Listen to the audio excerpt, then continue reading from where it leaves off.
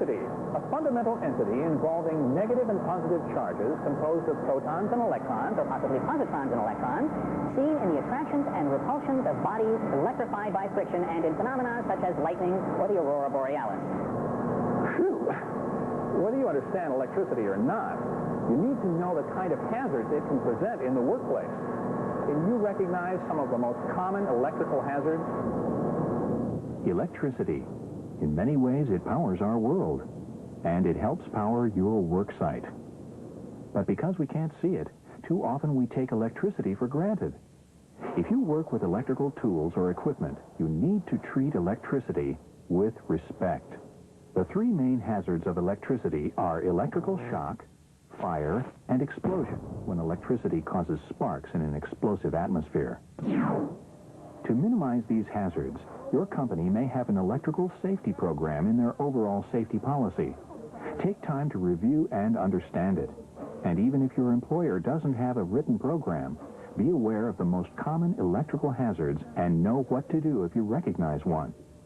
But sometimes being well informed and following your employer's electrical safety program isn't enough. Equipment and cords do eventually wear out. Outside contractors may not follow your company's policies. Unforeseen hazards may be present, or you may get in a hurry and skip some of your normal safety procedures. After training and education, being alert is your best protection against electrical hazards. When you work with electricity, think about what you're doing and be on the lookout for unsafe work practices around you. For instance, Pat is doing his job as usual, but somewhere around him, there's an electrical hazard. Do you see it? Hey, Pat. Yeah? Did you notice the cover's off of that outlet there? What happened to that? Take it off. Oh, there it is right there. If you notice that Pat's working around electricity that's not properly guarded, you found the hazard.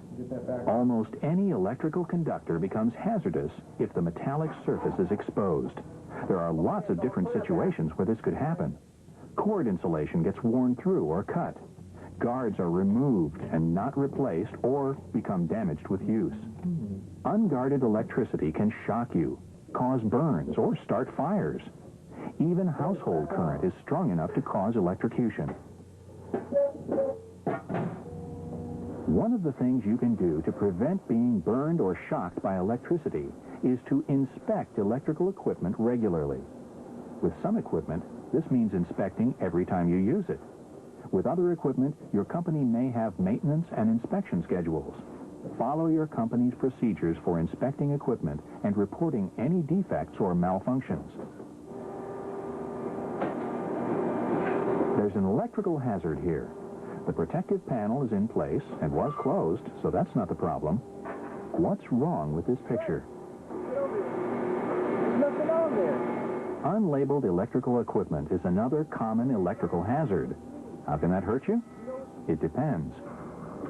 During an emergency like a fire, trained employees or firefighters need to recognize specific switches quickly to turn off the power. Many electrical fires are extinguished just by turning off the power. In most cases, maintenance workers need to be able to de-energize the equipment they're working on. If they turn off the wrong power source, they may be in a dangerous situation during equipment repair. You may not be responsible for identifying electrical equipment, but if you see circuits or other equipment that isn't labeled, report it to your supervisor so it can be corrected. It may not seem like there are any electrical hazards in Pat's work area, but take a closer look. Extension cords are among the most misused electrical equipment around. They are useful and appropriate in many situations, but there are also lots of situations where extension cords shouldn't be used. The cord at Pat's work area isn't about to shock or burn him yet, but it is creating other hazards.